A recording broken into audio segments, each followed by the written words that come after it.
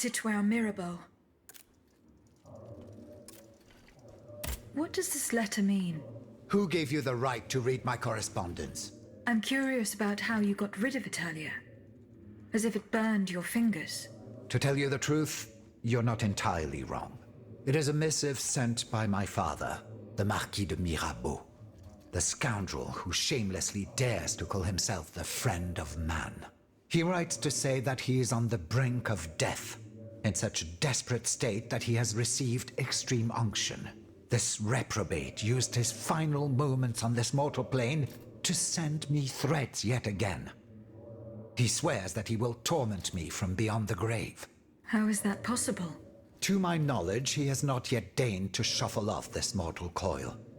In any case, the satisfaction of knowing he is dead would not assuage my concern. This man is more persistent than the plague. He's capable of anything. He has spent his entire life persecuting his family. And I believe he is ready to spend his eternal rest continuing to do the same. I need to know what he's planning. Where is he now? At his home in Argenteuil. Given the circumstances, going to ask him for an explanation is out of the question. But the man who heard his final confession is here. Monseigneur de la Fare. Precisely.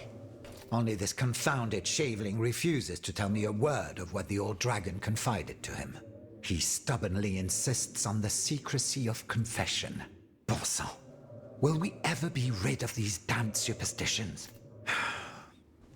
Aegis, would you be so kind as to intercede with the bishop? Perhaps you will be able to make him change his mind. Aegis, a word, s'il vous plaît. Monseigneur. What can I do for you, Aegis? Monseigneur. I would like to talk to you about your recent meeting with the Marquis de Mirabeau. What has gotten into all of you? This has gone on long enough. I will say it one last time and pray that they will finally leave me alone. Nothing and no one will make me violate the secrecy of his confession. Have I made myself clear? Perfectly clear, Monseigneur.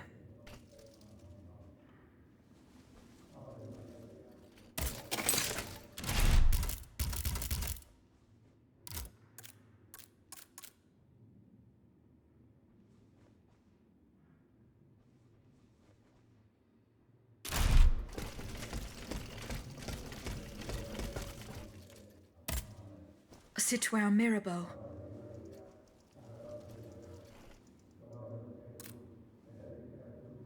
Alas, the bishop stubbornly refused to reveal anything.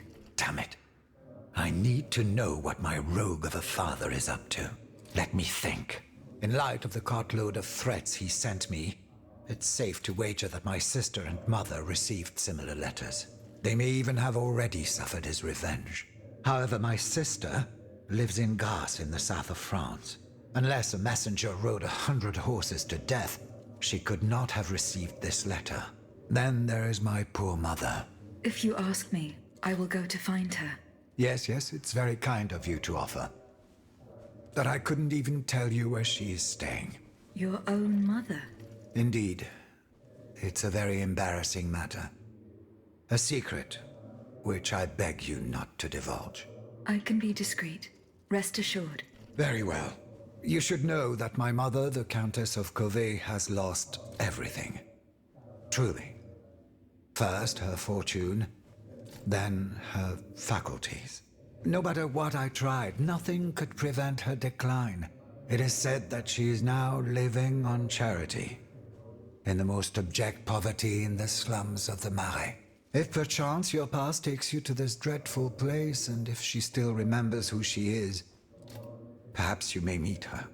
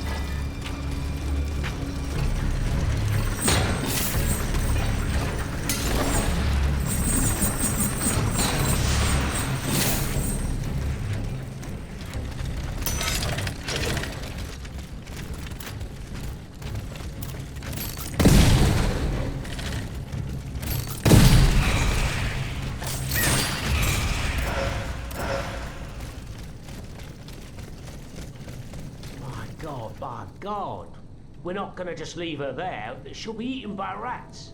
What would you have us do? Are you willing to risk your life just to go bury her?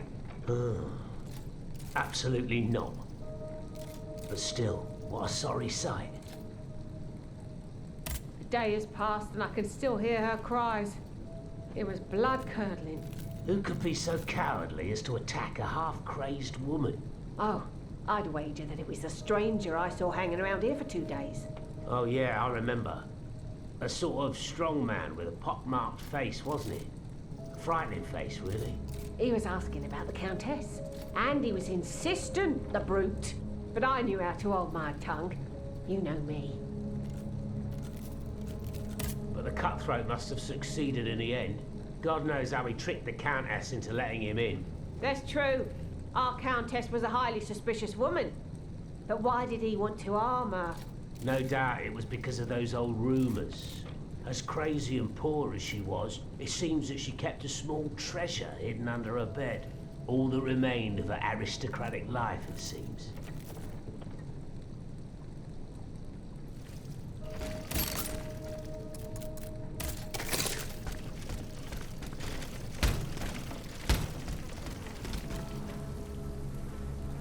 The Comtesse de Corvée. The poor thing. This is not the work of an automat, but of a common thug, no doubt. Now I must bring the terrible news to Monsieur de Mirabeau.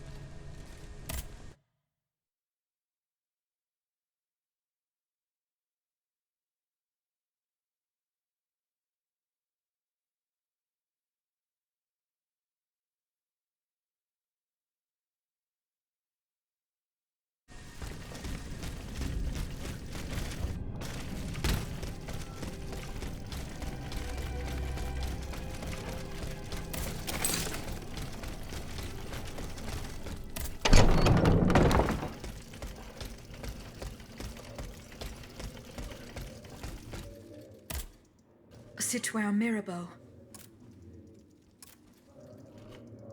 Unfortunately, I come bearing sad news. Go on, Aegis. There is no need to spare me. This is about my mother, isn't it? Indeed. The Countess is no longer of this world. Yes, yes. It was to be feared.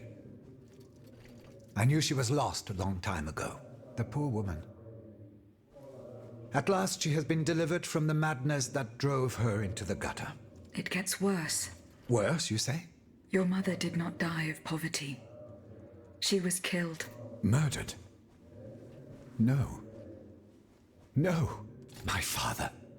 The rabid dog made good on his threat. May he roast in the fires of hell for all eternity.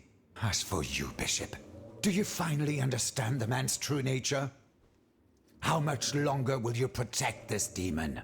I share your grief, Monsieur de Mirabeau, but the secrets of... Enough! You sanctimonious bigot! Is it not enough for you to serve the people absurd fables that condemn them to ignorance? Must you also submit to the whims of a malicious old brute? The scourge of his own family? Speak! Speak now, or so help me, I will send you to meet your maker. Please, monsieur, let us not get carried away. Out of respect for your grief, and given the extraordinary circumstances, I consent to enlighten you. I am listening, Monseigneur. I admit that your father is an unusual person, inhabited by an anger whose source is undetermined. He blamed you, your sister, and your poor mother for all of his misfortunes. I stayed by his bedside an entire night.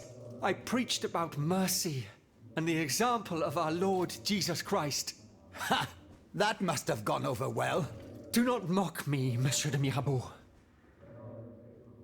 At dawn, I finally got Monsieur le Marquis to see the error of his ways. Before God, he extended forgiveness to all those he had previously condemned. However, he did not give up his plans for revenge. The fate reserved for my mother is proof of this. In fact, monsieur, he did. He even gave me a leather wallet containing, in his words, the instrument of your punishment. He asked me to dispose of it. Unfortunately, your mother's fate was already sealed. Orders had been given. There was nothing more that could be done. The poor soul. He was in tears, his body racked with sobs. My heart breaks to hear it. What was in the wallet? I don't know, monsieur. I did not open it. In that case, I ask you to give it to me now. I cannot, monsieur. When I was captured, the wallet fell into the hands of the Comte de Cagliostro. Nom de nom, Aegis. Do you realize what this means? This wallet contains my father's sentences for his children. Me, of course, but also my sister, the Marquise de Cabri. You must find it at all costs. Our fate is in your hands. Cagliostro must have put it in a safe place, somewhere known only to him. You know, as it happens, I've been spotting him recently from my apartments. He's been constantly coming and going around Rue Saint-Honoré, in the Quartier de Saint-Eustache. You should have a nose around and see what pops up.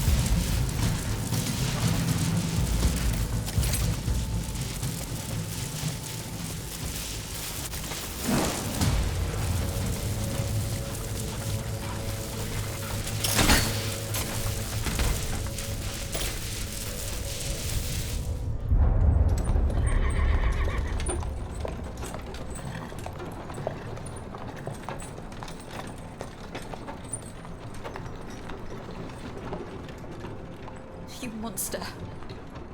What do you want with me? Wasn't it enough for you to steal my dancer? I'm merely obeying the king, mademoiselle. Don't be afraid. You and your beloved machine will soon be reunited. I give you my word.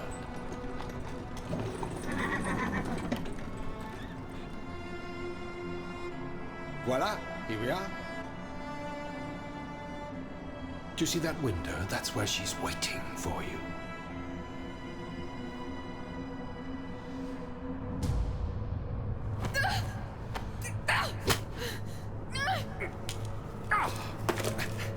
Sale petite peste. I suggest you don't try that again.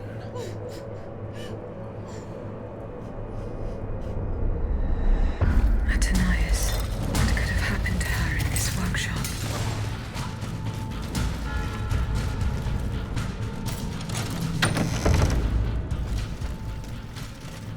Balsamo. So that is the name that the Comte de Cagliostro uses to conduct his business discreetly. This envelope contained another lettre de cachet. There can be little doubt of that. And this time, I am certain it was Monsieur de Mirabeau who was the target.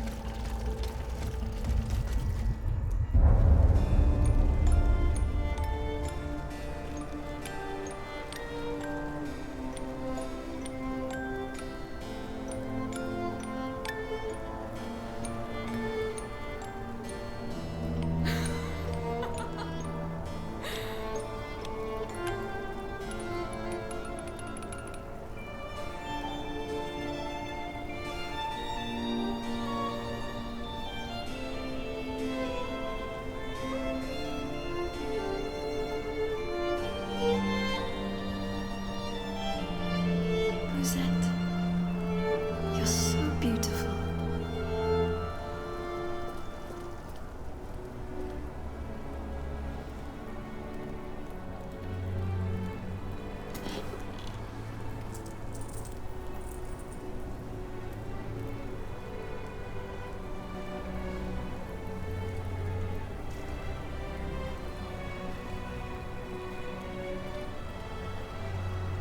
You'll stay with me always, n'est-ce pas?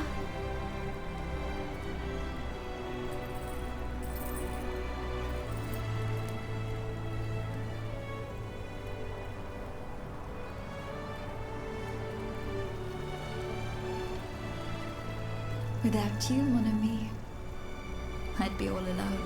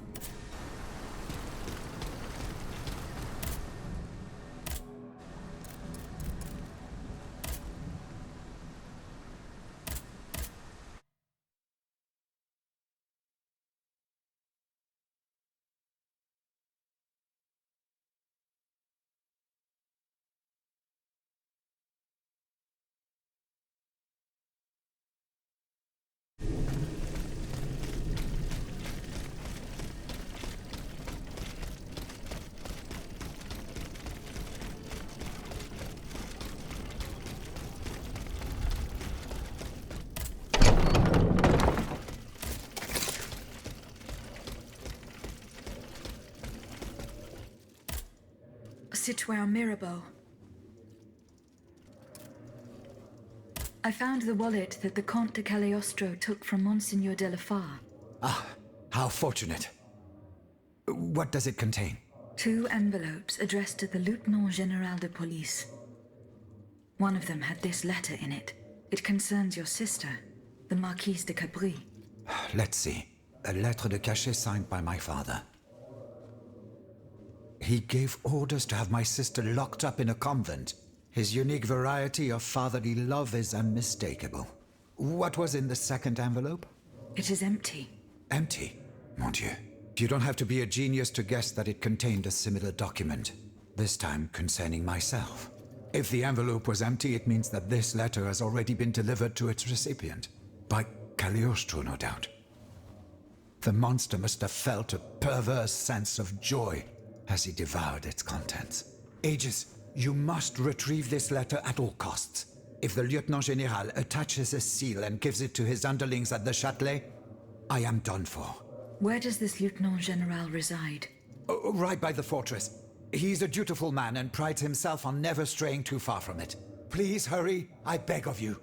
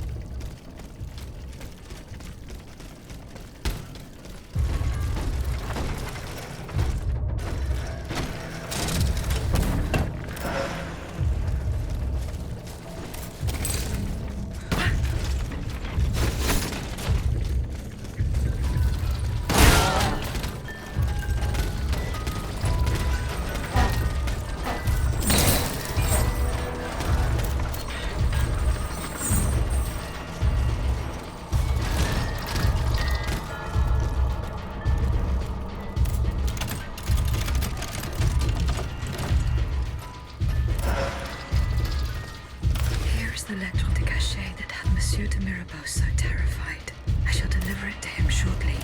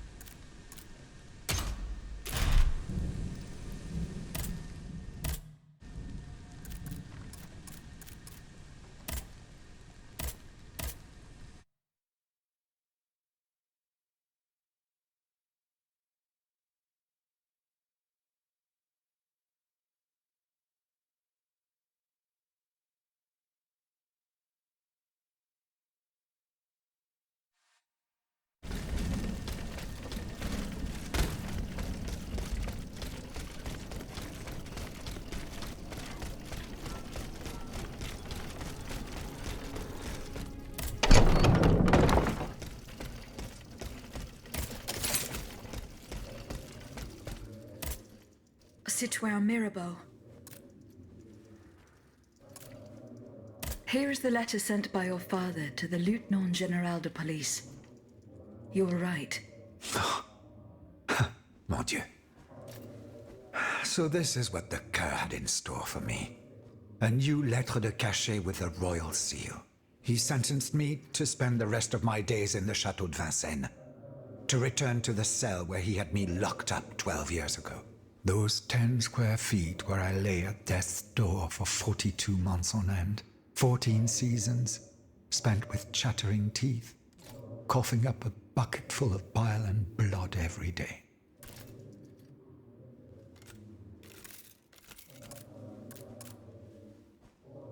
Your own father had you thrown in jail.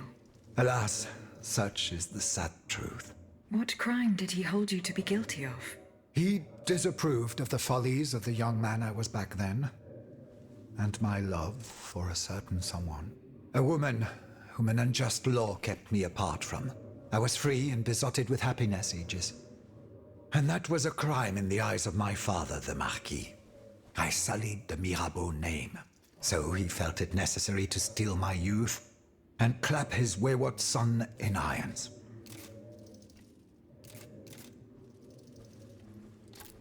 What does this letter matter, in the face of the mortal peril that hangs over all the king's enemies?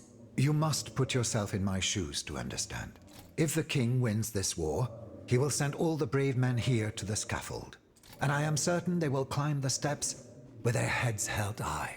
But if you hadn't taken that letter, I would have suffered a far darker fate. Louis the Mad would have made it his duty to respect my father's last wishes. But I would rather die, whether a hero or a coward, than return to Vincennes. There is no worse hell on earth than that infernal dungeon. Was there no trial? One would imagine. Those damned lettres de cachet. For centuries, a powerful man, whether a king or a father, need simply put pen to paper, and an innocent man is thrown into prison. The poor soul sees neither judge nor lawyer. In the space of an hour, he moves from the light into darkness, and his cries for help fall futilely on the cold stone of the dungeon walls.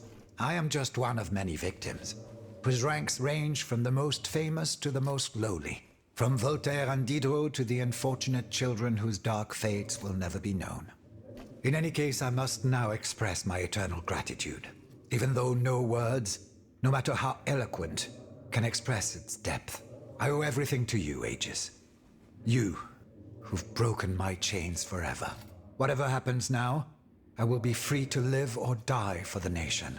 As for the Marquis de Mirabeau, that criminal whom misfortune chose as my father, let us consider him dead, shall we? Let him choke on loneliness and regret once and for all.